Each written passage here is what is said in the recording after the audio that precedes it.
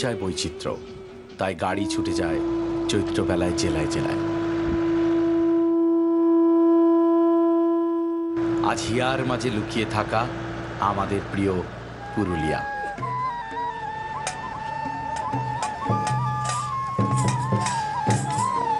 আজ আমরা সারাদিন কাটাবো এই জেলায় চৈত্রবেলায়। সাই সাই করে ছুটছে গাড়ি, ছুটতে ছুটতে কাঁসাই নদী পেরিয়ে এগিয়ে যাচ্ছে। কোথায় যাচ্ছে সে? সে যাচ্ছে পাহাড়ের পায়ের নিচে এক ছোট্ট গ্রাম, তার কাছে। হ্যাঁ, তার একটা নামও আছে, ভেলাইডি।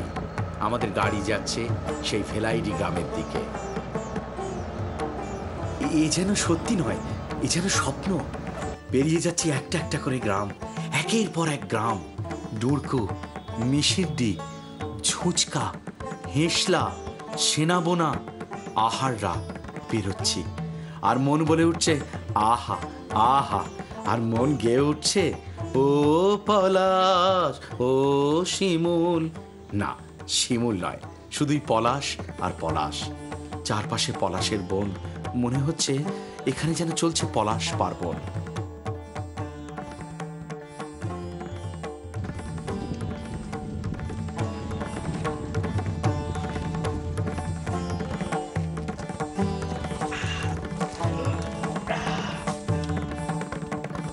পৌঁছে গেলাম ভেলাইডি গ্রাম।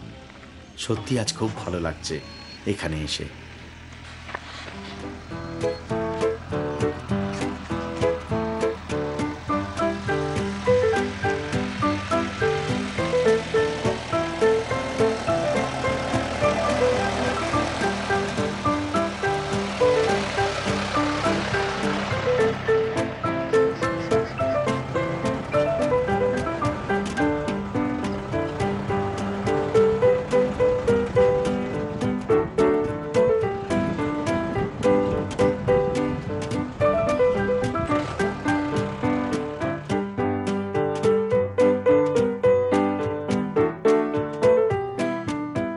ভালো লাগছে এই গ্রামের আনাজ কানাজ।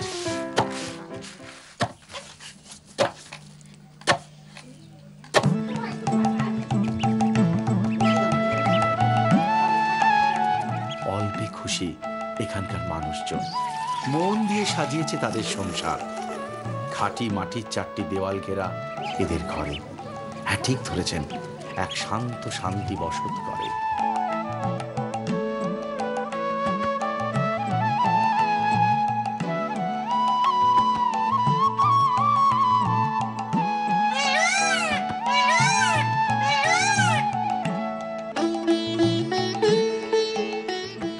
সত্যি হারিয়ে ফেলছি নিজেকে এই প্রকৃতির মাঝখানে।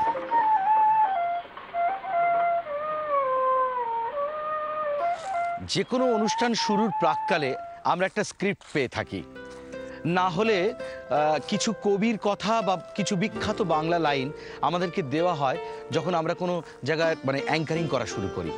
আজকে সব মিথ্যে হয়ে গেল, কারণ যেখানে এসছি সেখানে নতুন করে লাইন তৈরি করতে হবে। যদি সত্যি আমার মধ্যে সেই কবিত্ব থাকতো, আমি আজকে এই মুহূর্তে দাঁড়িয়ে একজন খুব বড় কবি হতাম। কারণ দু চোখ দিয়ে যা দেখছি, আপনারা বিশ্বাস করুন, আমি একটা পলাশ বনেতে রয়েছি। চারিদিকে থোকা থোকা লাল পলাশ, যেদিকে তাকাবেন যেন মনে হচ্ছে লালের আভা ঘুরে বেড়াচ্ছে। গাছের তলায় মার্বেলের মতো কে সব কি বিছিয়ে দিয়েছে, জল জল করছে। ভাবতে ভালো লাগছে যে চাঁদনি রাতে যদি আমি এখানে থাকতাম। বিশ্বাস করতে কষ্ট হচ্ছে যা দেখছি। মানুষের সভ্যতা, মানুষের উন্নতি সবসময় বলে ভাবার বাইরে অট্টালিকা, ভাবার বাইরে ব্রিজ, এটাও ভাবার বাইরে।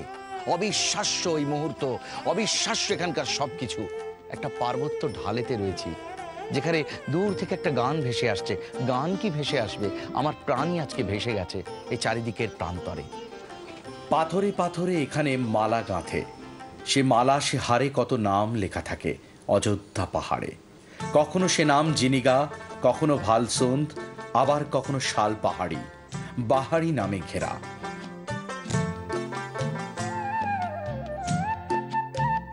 অভিনয় জগৎ আর সঞ্চালনা জগতের আশীর্বাদে আমরা অনেক জায়গায় যাই, নানা রকম ইচ্ছা পূরণ হয়।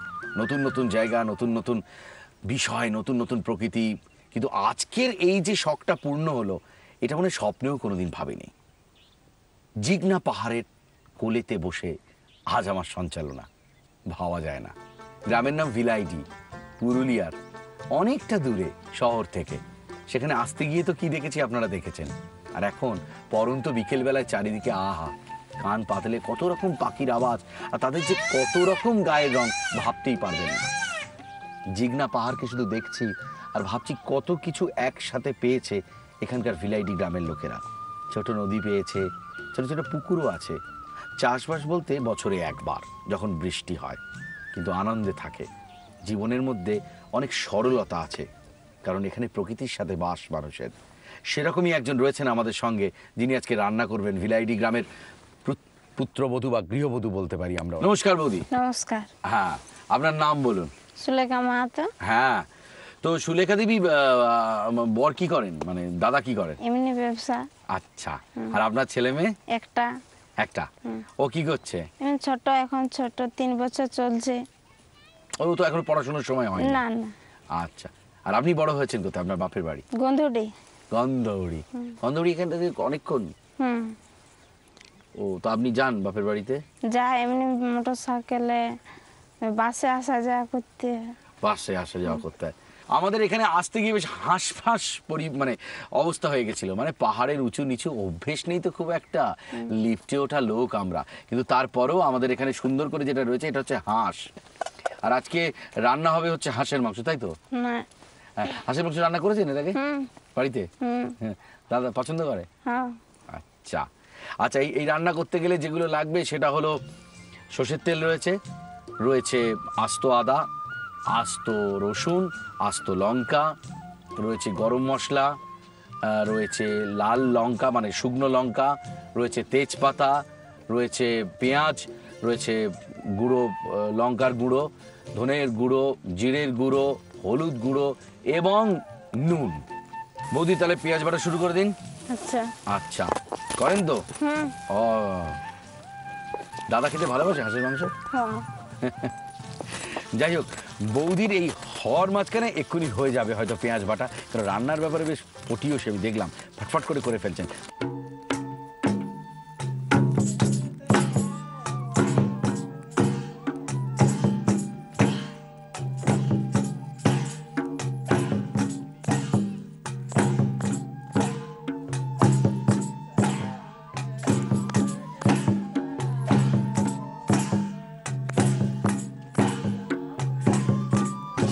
পাহাড়ের কোলে সাঁওতালদের সঙ্গে গান, তার সঙ্গে ধামসা, তার সঙ্গে বাঁশির আওয়াজ। আজ একটা কথাই বলতে ইচ্ছা করছে, সত্যি ফাগুন লেগেছে বনে বনে, আর ফাগুন লেগেছে আমাদেরও মনে মনে। সব তো বাটা হয়ে গেছে। সবার প্রথমে কি দিচ্ছেন এই রান্নাটা শুরু করার আগে? তেল দিয়ে দিন। আরে বাপ রে বাপ, আপনাদের এখানে কি কি পরব হয়? আর আমাদের এখানে দুর্গা পূজা, চৈত্র পরব।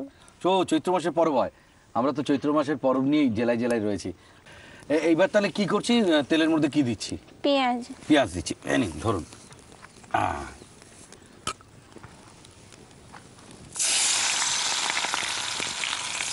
বেশ খিদে খিদে পেতে শুরু করেছে, মানে এরকম পরিবেশে আর যতটা হেঁটেছি তাতে প্রচন্ড খিদে পেয়ে গেছে। ও ভালো কথা বলে দিই, আচ্ছা জিলগা পাহাড়কে উৎসর্গ করে একটা পুজো হয় না? হয়। আচ্ছা, এটা কোন মাসে? মাঘ মাসে। কি হয় সেই উৎসবে? যে বছর যে অনুষ্ঠানে একটা করা হয়। আচ্ছা, আর আপনাদের পিঠে পরব উৎসব?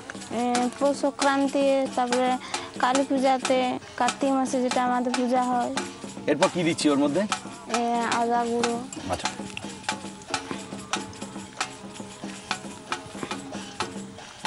এরপরে আমরা কি দেবো ওতে? এতে দিলে আর আদা কুটা দিলাম, রসুন কুটা দিলে, লঙ্কা কুটো দিবে। লঙ্কা কুটো। এখানে সবারই বলতে গেলে জীবিকা হচ্ছে এই কেন্দু পাতা আছে, যেটা শুকিয়ে আমাদের বিড়ি তৈরি হয়, সেইটা তারপর কাটে মানুষ। আচ্ছা, আদা বাটা পড়ে গেছে, রসুন বাটা পড়ে গেছে, লঙ্কা পড়ে গেছে, এরপর কি দিচ্ছেন? এবার ধনা গুঁড়ো আর জিরা গুঁড়ো দিবে। বেশি ঝাল মশলা খাই না, যদিও এখানে মশলা একেবারে হাতে তৈরি, তবুও ঠিক আছে। এরপরে কোনটা এগিয়ে দেবো আপনার দিকে? হলুদ গুঁড়ো। হলুদ গুঁড়ো।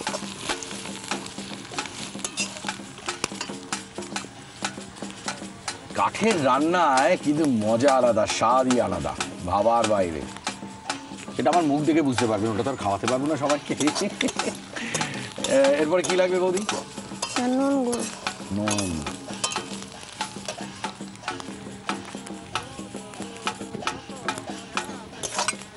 এরপর পেঁয়াজ বাটা। পেঁয়াজ বাটা ওই তো আপনার কাছে রয়েছে।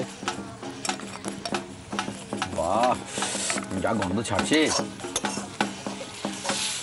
এবার শুকনো লঙ্কাটা আমি একটুখানি থেতো করে দিই।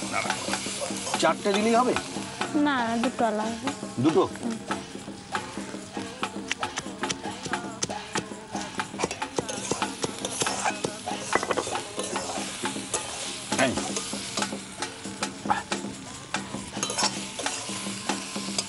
জল দাও।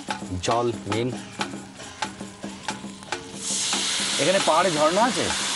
হ্যাঁ হ্যাঁ, হ্যাঁ পাহাড় থেকে জল পড়ে? হ্যাঁ। আহা, কোথায় থাকেন ওনারা। এবার কি এগিয়ে দেবো? আরেকটা জিনিস আমাকে চেষ্টা করতে হবে, সেটা হলো লঙ্কা গুঁড়ো। লঙ্কা গুঁড়ো। খুব সাবধান, আমাকে যেন খেয়ে কাঁদতে না হয়।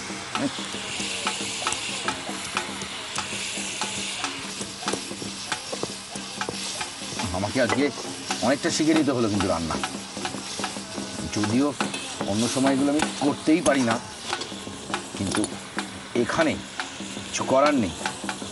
আজকে আমাদের রান্নাঘরের পাহাড়ের কোলে চড়ুই ভাতি বলতে গেলে।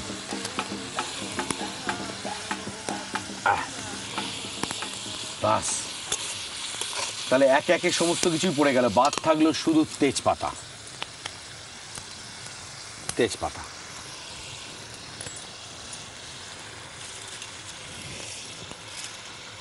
আর শুধু বাকি থাকলো কড়াই পড়তে একটা জিনিস, সেটা হলো আমাদের স্বয়ং হাঁস।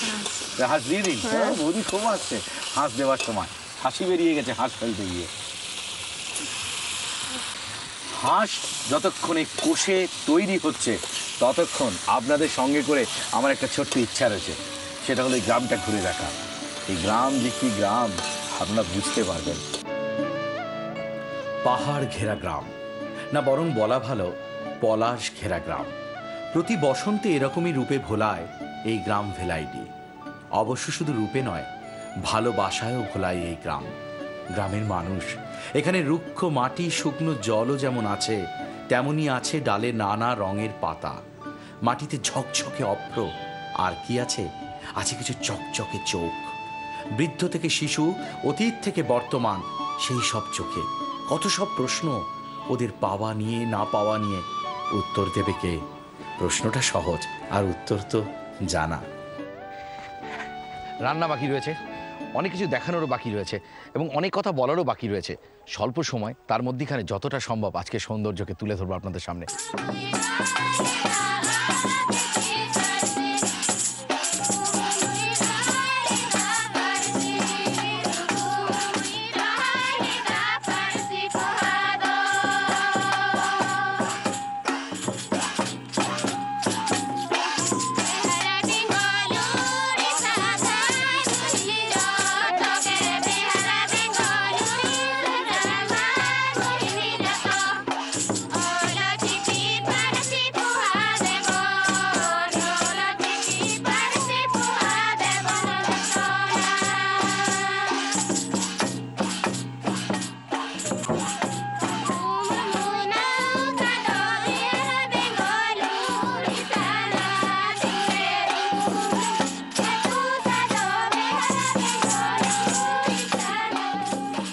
পাহাড়ে সে আলো আর নেই, কারণ সূর্যি মামা পাহাড়ের ঠিক পিছনটিতে লুকিয়ে পড়লো। আবার নাকি কালকে আসবে। তো মামার সন্ধান এখন করছি না। যুদ্ধের আগে যেরকম তরবারি দরকার, স্বাদ গ্রহণ করার আগে আমার এই হাতাটি দরকার, আর সেটাই এবার করব। কিন্তু স্বাদটা নেওয়ার আগে এতক্ষণ ধরে এত কষ্ট করে যে সুলেখা মাহাতো রান্না করলো, তার জন্য সামান্য উপহার আমাদের জি বাংলার তরফ থেকে রয়েছে। Emami healthy and tasty cooking অয়েলের পক্ষ থেকে গিফট হ্যাম্পার রয়েছে, ইমামির পক্ষ থেকে গিফট হ্যাম্পার রয়েছে, 100 বছরের প্রসিদ্ধ মিত্র কাপের তরফ থেকে গিফট কুপন রয়েছে, দাগের জম মার্গো কেয়ারের তরফ থেকে গিফট হ্যাম্পার, রয়েছে কেকসের পক্ষ থেকে একটি সুন্দর কেক, রয়েছে ঢাকেশ্বরী বস্ত্রালয় কৃষ্ণনগর নদিয়ার পক্ষ থেকে একটি সুন্দর শাড়ি, এছাড়াও রয়েছে জি বাংলার তরফ থেকে বেশ কিছু উপহার। রন্ধন প্রণালীটা আপনাদের একবার দেখিয়ে নেওয়া প্রয়োজন, কারণ আপনারা যদি বাড়িতে রান্না করতে চান তাহলে কিভাবে রান্না করবেন, পাহাড় না পান তবুতে স্বাদটা পাবেন। দেখি। বানানোর জন্য প্রথমে Emami healthy and tasty kacchi ঘানি মাস্টার্ড অয়েল গরম করে তাতে পেঁয়াজ কুচি, আদা বাটা, রসুন বাটা, কাঁচা লঙ্কা বাটা, জিরে গুঁড়ো, ধনে গুঁড়ো, হলুদ গুঁড়ো, স্বাদ মতো নুন, পেঁয়াজ বাটা, থেঁতো করে শুকনো লঙ্কা পরিমাণ মতো জল, শুকনো লঙ্কা গুঁড়ো, থেঁতো করা গরম মশলা আর তেজপাতা দিয়ে ভালোভাবে কষিয়ে হাঁসের মাংসটা দিয়ে ভালোভাবে নাড়াচাড়া করে বেশ কষা কষা হয়ে এলে তারপর জমিয়ে সার্ভ করুন গরম গরম হাঁসের মাংস।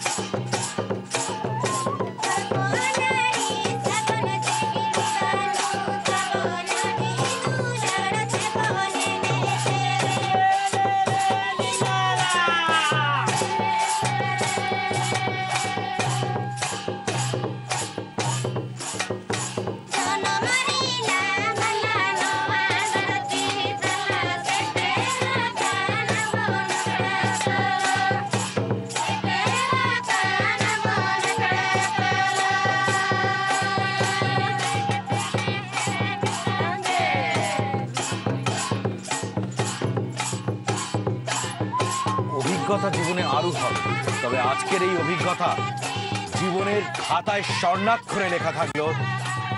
জিলগা পাহাড়ের কোলেতে দাঁড়িয়ে এরকম সুন্দর গান আর এরকম সুন্দর বাজনার কনসার্ট শুনতে শুনতে গরম গরম হাঁসের মাংস খাওয়া কোনোদিন ভুলব না। যারা বাড়িতে বসে দেখলেন, আমার বিশ্বাস পলাশ থেকে শুরু করে এত সুন্দর সাঁওতালি গান এবং এত সুন্দর নাচ, তার মাঝখানে এই রান্নার সুন্দর প্রণালীটি আপনাদের মাথায় থাকবে। ভালো থাকুন, সুস্থ থাকুন, প্রকৃতির সঙ্গে থাকুন।